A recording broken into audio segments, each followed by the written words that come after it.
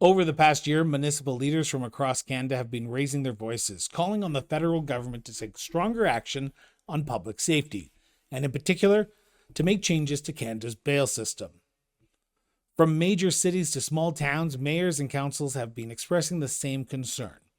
Repeat violent offenders being released back into communities too quickly, only to offend again.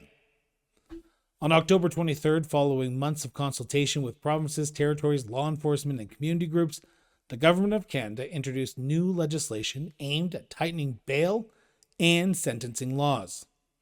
The proposed Bail and Sentencing Reform Act contains more than 80 targeted amendments to the Criminal Code, the Youth Criminal Justice Act, and the National Defense Act. The legislation focuses on two key areas: making bail laws stricter to address violent and repeat offenses, including organized crime, and to strengthen sentencing laws for serious and violent offenses. Now, it's been described as one of the most significant updates to Canada's criminal justice system in recent years, and part of a broader effort to improve public safety, strengthen victims' rights, and rebuild confidence in the justice system. But as the federal government has made clear, these reforms will only be effective if the provinces and territories do their part. That means properly managing and resourcing the systems under their jurisdiction, from police and prosecutors to bail courts, jails, and victim services, to ensure the reforms can take hold in communities across the country. So what does this all mean for municipalities, though? For local governments and community leaders who have been on the front lines of an issue for months? And do these measures go far enough to meet the needs of cities struggling to keep their residents safe? We sat down with Winnipeg Mayor Scott Gillingham, who recently traveled to Ottawa to advocate for these reforms, to get his thoughts on the federal government's new legislation, and to ask whether he believes these changes will make real differences on the ground in his community. This is Municipal Affairs. Did you know that Manitoba's municipalities have a voice working tirelessly for them every day? That's the Association of Manitoba Municipalities, your trusted partner in advocacy and action. From local roads to economic development, emergency services to community planning, the AMM ensures municipal priorities are heard loud and clear. They work side by side with local leaders and municipalities, empowering them to tackle the challenges that matter most to their communities. At the AMM, they bring municipalities together, united on the key issues and stronger as a team. Together, they work to make sure your community's concerns don't just get heard, they get action. So whether it's building infrastructure, strengthening local economies, or shaping provincial and federal policy, the AMM is here to make municipal issues matter. The Association of Manitoba Municipalities, advocating for your community, making a difference for all Manitobans. Learn more about how AMM is helping your community at amm.mb.ca.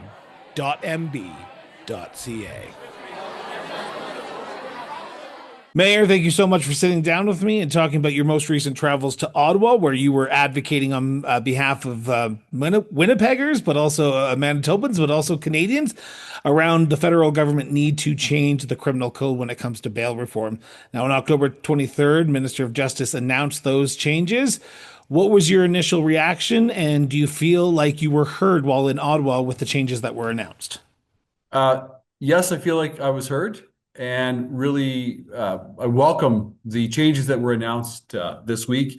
I think it's important. I believe it shows that Ottawa has been listening to mayors like myself. And, I'm vice chair of the Big City Mayors Caucus across the nation. I know that our caucus wrote a letter to Minister Fraser several weeks ago calling for these bail and sentencing reforms. Also, I wrote a letter with my colleagues, mayors Fawcett of Brandon, Knox of Portage Prairie, and Kathy Valentino, the president of the Association of Manitoba Municipalities. We put a letter together also to Minister Fraser calling for bail and sentencing reform. So I believe we've been heard. This is a good first step. The legislative changes that they're proposing, I think, are moving in the right direction.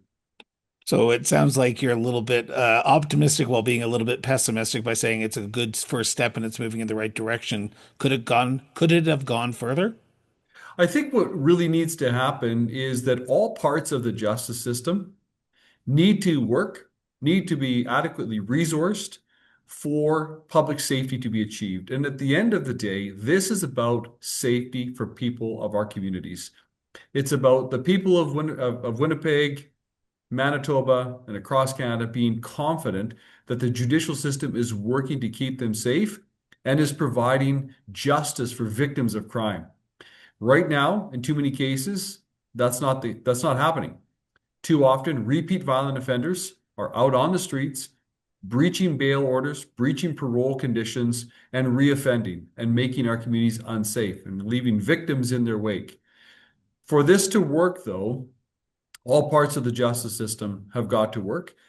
I haven't had a chance to look at the details of all 80 plus recommendations and clauses that are going to change. But as I said, the initial look, the high level, this seems to be moving in the right direction for Canadians. So you mentioned the word collaboration, and it needs all hands on deck approach to this. The federal government said in the press conference that these reforms will only work if the provinces properly resource police, prosecutors, and the courts. Now, I can imagine your advocacy work doesn't stop with the federal government, but do you have to then start turning to the provincial government and saying, okay, we need to all work together and make sure that this isn't just a piece of legislation that sits on the desk in Ottawa? We do. And I think one of the advantages we have right now in Manitoba is I believe that, the city of Winnipeg and other municipalities do have a good relationship with our provincial government in Manitoba, our premier and our justice minister. In fact, I'll give the province credit. They've shown some good partnership and investment in policing within Winnipeg to assist us last year with a focus on a retail crime crackdown, which really produced good results. So I think the partnership we have can be strengthened now as we continue to move into what it's going to take for all of us to implement these legislative changes that the federal government's bringing forward. Is there a concrete support system that municipalities like the city of Winnipeg or other municipalities in Manitoba are looking for from both the federal and provincial government? Because this is a good first step, but what concrete actions are you hoping to see on the ground to ensure that this is something that changes and we're not having the same exact conversation in 1 year time? I think one of the things that could be done, and frankly should be done, is a better ongoing, established, almost table or relationship between the municipalities, the province, the federal government, and if others like Canada Border Services Agency need to be at the table, corrections need to be at the table, Crown prosecutors. If we could be at the table, we could establish a relationship where we're working together consistently. We can better solve some of the problems, nip them in, the issues in the bud earlier on. I think one of the things, Chris, that this process has really revealed to me as I've been calling for bail and sentencing reform is that there's a lot of components of the bail and judicial system that are in a bit of a black box for the public. We just don't see it. We don't talk about it. And there's a lot of, inadvertently maybe, but there's a lot of silo operations where the Crowns are doing their thing and corrections is doing their thing and sentencing, parole board's doing their thing. For, as I said a moment ago, for the justice system to work for the people of this nation, all the parts have got to be working together and calibrated in such a way that we understand the choke points and what's working well. For that to happen, we got to be talking. And so I would really like to see more of a almost formalized and frequent table where we're talking together as different components of the justice system, municipal leaders, because we provide policing and other, public safety resources. But if the municipal leaders are not talking to the Crowns and talking to even the defense and others, then we can't solve some of the problems that may emerge. It seems as though municipalities are kind of I don't want to say the force that is kind of driving this conversation, because yourself, alongside other mayors from across Manitoba, but also from across Canada, have been calling for tougher changes to the criminal code. When you're looking at this collaboration approach, is it the municipalities that need to step up and say, okay, if we're going to have to do this as a team approach and not just 12 different entities approach? Because I'm going to kind of say something political here for those who are watching, but it seems like the left hand's not talking to the right hand right now, and the people of Canada and the communities of Canada are suffering because of that. You're exactly right.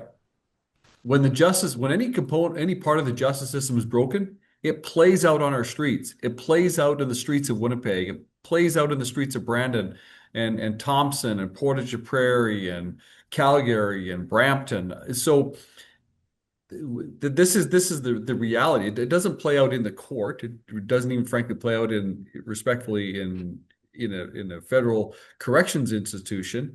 It plays out on the streets. The victims are members of our communities. And so whether it's municipal leaders that are the put the, you know the force behind bringing everyone together, or whether someone else steps up, it just needs to be a coalition of the willing. And I'm who leads the charge is kind of, to me, kind of a secondary matter. It's just the fact that it needs to happen. We need to gather together. We need to be talking to one another. We need to make sure the justice system works for the people of our communities. And that's what I keep going back to. This is about public safety in Winnipeg. It's about making sure our neighborhoods are safe, our our businesses are thriving. This is what needs to happen is that we need to be all pulling together to fix this. There's no sense pointing fingers. It's really easy to point fingers. Oh, that's the other level of governments, that's their fault or that's their issue. Um, the public doesn't want that. They don't have time for that. Let's get together. Let's fix this thing. Let's fix the judicial system to make it safer for the people of our nation. Now, safety is one of those very personal issues that people can feel. Now, I've heard from people in Winnipeg that sometimes they don't feel safe walking downtown. They don't feel safe going to certain places in the city. How much of that feeling, and I know this is going to be a very loaded question, and I apologize to the people who have ever been victims of crime, but how much of that feeling goes to the fact that we need to do something about crime, and not just the fact that people feel the way they feel? I've never not felt safe in Winnipeg walking down the streets. I've never felt like I need to be in fear, but I'm a different person than everyone else. So how much of the work that the municipality is going to have to play is around making people feel safe in their community again? That's a very important fact and factor that we take into consideration consistently. As mayor, I can get up and I can give the stats that the fact is the crime stats in downtown Winnipeg show that there has been a reduction in crime of 9% over the last 2 years. It's moving in the right direction. Right now, so far this year, knock on wood, the number of homicides in Winnipeg is down this year. That's a fact. Those facts, though, don't matter. It's the perception and the feeling that matters. And so we often talk about it, even in our office here, is that I can give people the intellectual, the head knowledge to say the facts, statistics are there. But if I don't feel safe, then it's the perception and how people feel that we really, as politicians and as elected officials, have to address. Fair or not, Chris, one of the tests I hold in my own mind is as to whether people have confidence in the safety of our community and our downtown, is whether or not parents who live in the suburbs have the confidence to let their 17-year-old son or daughter work a closing shift in a downtown restaurant. If those parents say, "Oh, I'm confident my son or daughter can work a closing shift at 17 years of age downtown, no problem with that," then I know we're getting, we're heading in the right direction. But if parents say, "Oh my goodness, I don't want that to ever happen. I'm not confident that it's safe enough for them," then we've got work to do. I'll also say that, and I said this to Minister Fraser, and I appreciate the Justice Minister, did call me. We did have a conversation a few weeks ago. one of the things in calling for bail and sentencing reform that I said to him is I said, I reminded him what he knows is that there is a direct tie, there's a direct link between public safety and economic investment. Businesses will invest if they believe the place they're investing is safe. Businesses will hire employees if they believe their employees will be safe to come to work and work their shifts. Where that public safety confidence doesn't exist, you're not going to see investment. And so the changes that the federal government announced to the legislation, yes, it's about the justice system. Yes, it's about, justice for victims and public safety, but it's also an economic move. You got to have safe communities for there to be a vibrant economy. And so there are many reasons to make these legislative changes, and I'm glad to see they've been proposed. So I have two questions left for you before I let you go. And one is how much of that perception is around repeat offenders? How much of that perception is about the bail system? Because over the last year, probably in the last probably 8 to 9 months, we have seen a lot of news stories in Manitoba and across Canada about this violent offender was in jail for 3 weeks and then he was back out on the street because our system is overcrowded. How much of that perception comes down to that repeat offenders being back out on the street within hours, if not weeks, of their court case?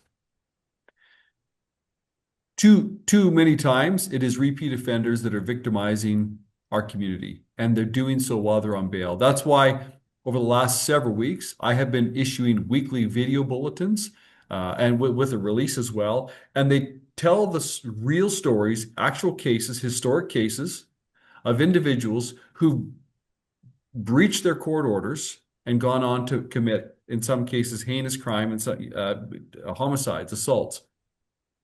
One of the cases I used was an individual who had been over years, several years, convicted of 24 separate violent offenses and breached their court orders 12 times. That means that at least 12 different times they breached orders that the court had put upon them while they were awaiting their trial dates. When people see that, when the public sees that, they lose confidence in the justice system. And part of the challenge and the problem that was really flagged for me is I'd have people talking to me in the community saying, I just I don't believe the justice system is working anymore. I don't believe the justice system is keeping us safe. And so there needs to be public confidence in the judicial system. I think the fact, Chris, that the federal Liberal government and the federal Conservative Party all have been calling for the federal Conservative Party has been calling for changes to bail and sentencing reform for a long time. Mayors have been calling for it.